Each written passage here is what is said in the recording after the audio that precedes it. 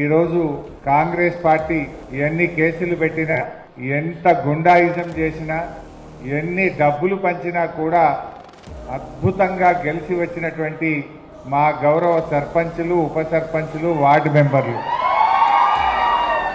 వారందరినీ నేను హృదయపూర్వకంగా మనస్ఫూర్తిగా అభినందిస్తా ఉన్నాను.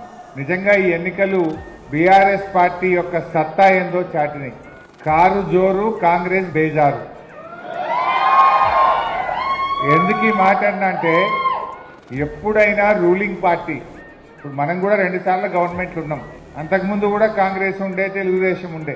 ఎప్పుడైనా లోకల్ బాడీ ఎలక్షన్లు, సర్పంచ్ ఎలక్షన్లు అనేవి రూలింగ్ పార్టీ 90 పైసలు గెలుస్తుంది, ప్రతిపక్షం 10 పైసలు గెలుస్తుంది. కానీ ఈసారి ఏమైంది, మనం 40%, 4000కు పైగా సర్పంచులు ఇలా బీఆర్ఎస్ పార్టీ గెలిచింది. అఫ్ కోర్స్ రేవంత్ రెడ్డి కథ వేరు, మంది పుట్టిన బిడ్డ కూడా నా బిడ్డనే అంటాడు, ముద్దు పెట్టుకుంటాడు. ఈ కేసు వేరే కేసు ఇది.